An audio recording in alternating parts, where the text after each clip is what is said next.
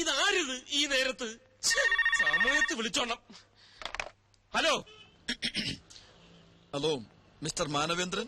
Yes, ഞാൻ index കേബിൾസിന്റെ MD Kandathil James. താങ്കൾ ഇപ്പോൾ പോണ്ടിച്ചേരിയിലുണ്ടെന്ന് ഓഫീസിൽ വിളിച്ചു പറഞ്ഞു. അതെ, ഞാനിപ്പോ പോണ്ടിച്ചേരിയിലാണ്. ഞാനും പോണ്ടിച്ചേരിയിലുണ്ട്. പുതിയ 1-2 ആഡിന്റെ ഓർഡറിനെ കുറിച്ച് താങ്കളുമായിട്ട് സംസാരിക്കാനുണ്ട്. ഞാൻ ഇത്ര തിരക്കിലാണ്. ആഫ്റ്റർനൂൺ ഫ്ലൈറ്റ് ഞാൻ ഡൽഹിയിലേക്ക് മടങ്ങും. അതിനുമുമ്പ് താങ്കളെ ഒന്ന് നേരിട്ട് കാണണം. ഞാനും കുറച്ച് തിരക്കിലാണ്, ഇന്ന് കാണാൻ സാധിക്കില്ല. അയ്യോ, അങ്ങനെ പറയരുത്. വേറെയും ക്ലയന്റ്സ് വെയിറ്റ് ചെയ്യുന്നുണ്ട്.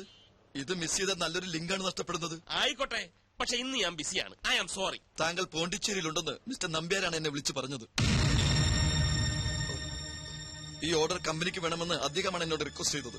താങ്കൾക്ക് താല്പര്യമില്ലെന്ന് ഞാൻ അദ്ദേഹത്തോട് വിളിച്ചു പറയാം. എന്നാ വെക്കട്ടെ. Hello hello. Yes, hello. അല്ല, എവിടെയാ കാണേണ്ടത്? എവിടെ കാണുമെന്ന്? ഗോബട്ട് അവന്യൂവിൽ സ്റ്റാച്യുവിന് മുമ്പിൽ കാണുന്നു പറ. അവിടെ കാണാം. ഗോബട്ട് അവന്യൂവിൽ സ്റ്റാച്യുവിന് മുമ്പിൽ കാണാം. ഓക്കെ, ഞങ്ങൾ അവിടെ എത്താം. പക്ഷേ നമ്മൾ തമ്മിൽ കണ്ടിട്ടില്ലല്ലോ, എങ്ങനെ തിരിച്ചറിയും? തിരിച്ചറിയാൻ ഒരു മിനിറ്റ്. അതെ, തിരിച്ചറിയാൻ ഒരു അടയാളം പറയാൻ. അടയാളോ?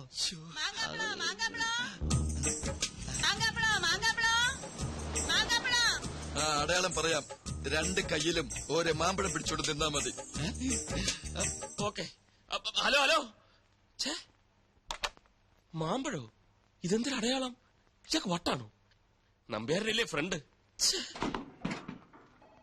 ഈ കിച്ചു എവിടെ ഉണ്ട്? കിച്ചു, അത്യാവശ്യമായിട്ട് 2 മാമ്പഴം വേണം. എവിടെ കിട്ടും?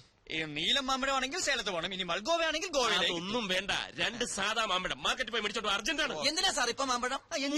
വേദനിക്കത്തില്ലേ? പറയുന്ന അനുസരിച്ചാ മതി. Come on quick. അങ്ങോട്ട്. സ്വയം പാരയായി. അല്ലേലും നീ സ്വയം പാരയാണല്ലോ. ഇനി എന്നെ നിരപരാധിയാക്ക്. നിന്നെ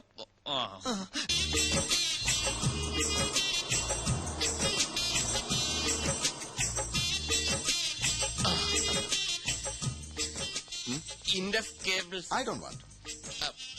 IMAT. They mad. നോക്കൂ, അടയാളം.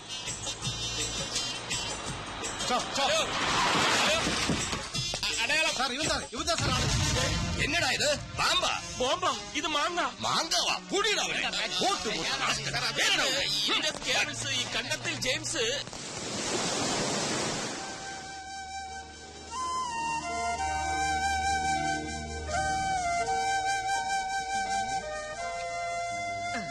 അല്ല, ഔട്ടിങ്ങിന് പോയ ആൾ ഇവിടെ ഒറ്റയ്ക്ക് ഇരിക്കുകയാണോ? എന്തു പറ്റി? വരാന്ന് പറഞ്ഞ ആള് മുങ്ങിയോ? മുങ്ങട്ടെ, അതിന് ഇയാൾക്കെന്താ? എനിക്കൊന്നുമില്ല. ആ ട്രീ ഹട്ടിലെ താമസം കൈവിട്ടു പോയതുകൊണ്ട് പറഞ്ഞതാണ്. അല്ലല്ലോ മനസ്സാർ ഇങ്ങനെയാ, പറഞ്ഞു പറ്റിക്കും.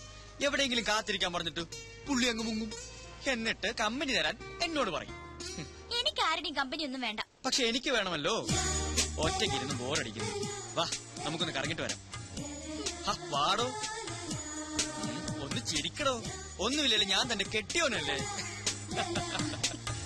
ചിരി വരുന്നുണ്ടല്ലോ. അപ്പൊ കമ്പനിക്ക് റെഡിയാണെന്ന് അർത്ഥം.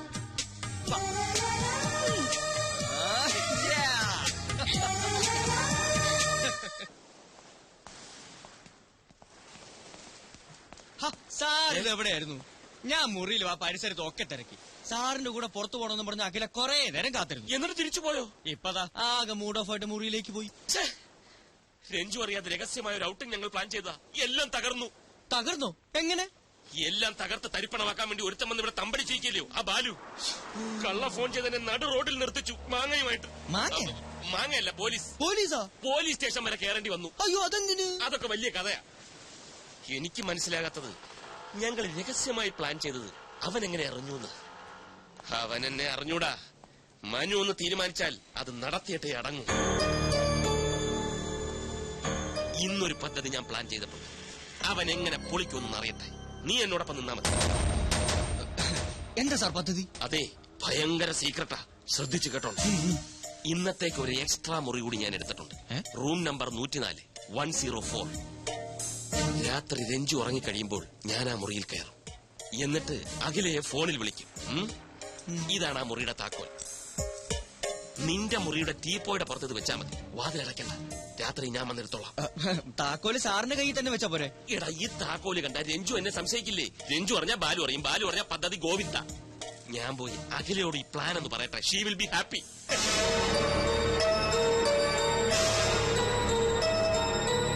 നീ എന്തിനാണ് കിടന്ന് ബേജാറാവണത്? നീയും അഖിലയും തമ്മിലുള്ള റൂട്ട് ക്ലിയർ ആയ സ്ഥിതിക്ക് ഇനി സ്വയം രക്ഷക്കുള്ള വഴി അവള് നോക്കിക്കോളും. അവൾക്ക് എന്ത് ചെയ്യാൻ പറ്റും? മനുസാർ വിളിച്ചാൽ അവൾക്ക് പോവാതിരിക്കാൻ പറ്റില്ല. പിന്നെ എന്താണ് ഒരു വഴി? വഴിയുണ്ട്. എന്ത് വഴി? ഇടഞ്ഞു നിൽക്കുന്ന ഒരു വില്ലനില്ലേ കഥയില്? പഴയതുപോലെ കാര്യങ്ങൾ അവന്റെ ചെവിയിൽ എത്തിച്ചാൽ ബാക്കി കാര്യം അവൻ നോക്കിക്കോളും. അതാര്? ദേ കമോൺ ആക്ഷൻ. വല്ലിച്ചനിങ്ങി വാ. മാനവേന്ദ്രന്റെ ചുറ്റിക്കളി കണ്ടുപിടിച്ച് രഞ്ജുവിനെ ബോധ്യപ്പെടുത്താൻ പറ്റിയ അവസരം ഇതാ. എപ്പോ എത്തും? രാത്രിയിലോ? ഇന്ന് രാത്രിയിലോ? അത് മതി, പക്ക. ക്ലൈമറ്റോ? ക്ലൈമറ്റൊക്കെ നല്ല ചൂടും തണുപ്പും അല്ലേ? Okay okay. മനുസാറിന് താമസിക്കാൻ രഹസ്യമായിട്ട് വേറൊരു മുറിയോ? നീ എന്തായി പറയുന്നേ? ഒരാൾക്ക് താമസിക്കാൻ ഒരു മുറി പോരെ? എടാ മണ്ട, നീ ഈ ലോകത്തൊന്നും അല്ലേ ജീവിക്കുന്നത്?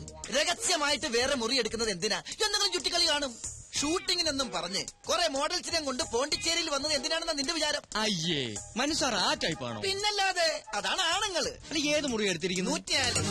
104. ഇന്ന് രാത്രി എല്ലാവരും ഉറങ്ങിക്കഴിയുമ്പോ മുറിയിൽ വരണമെന്ന് ഏതോ ഒരു പെൺകുട്ടിയോട് പറഞ്ഞു കഴിഞ്ഞു. ആ മുറിയുടെ താക്കോൽ മനുസാർ നമ്മുടെ മുറിയിലെ ടീപ്പോയുടെ മുകളിൽ കൊണ്ടുവന്ന് വെക്കും. കിടക്കാൻ നേരത്ത് മുറി അടക്കരുതെന്നാണ് എന്നോട് പറഞ്ഞിരിക്കുന്നത്. രാത്രി മനുസാർ വന്ന് ആ താക്കോൽ എടുത്തുകൊണ്ട് പോകും. ഇതാണ് പദ്ധതി. അതിനെന്തിനാ താക്കോല് നമ്മുടെ മുറി വെക്കുന്നത്? മനുസാറിന്റെ കയ്യിൽ വെച്ചാ പോലെ. രഞ്ജിത്ത് ചേച്ചി എങ്ങനെ ആ താക്കോല് കണ്ട സംശയം തോന്നൂലേ? ഓ അങ്ങനെ. എന്തൊരു ബുദ്ധി. ഇനി നീ ഇതാരോടും പറയാൻ പോകണ്ട. അവരായി അവരുടെ പാടായി. അല്ലെങ്കിൽ നമ്മൾ വെറുതെ നിരപരാധികളാവും.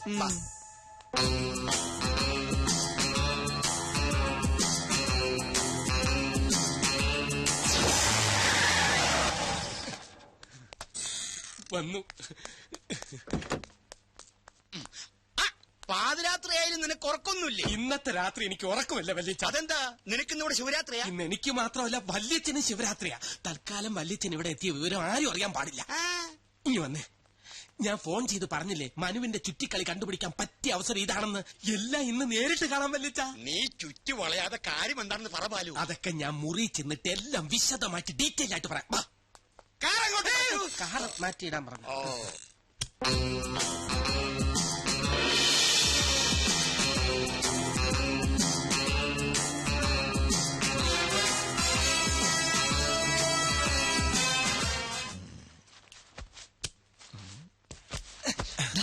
Operation success. എങ്ങനെയുണ്ട് എന്റെ ഐഡിയ? കാലക്ക് 104 എന്നെ ആക്കിയിട്ട് വല്യച്ഛ മുറി പൂട്ടണം. ഓക്കെ?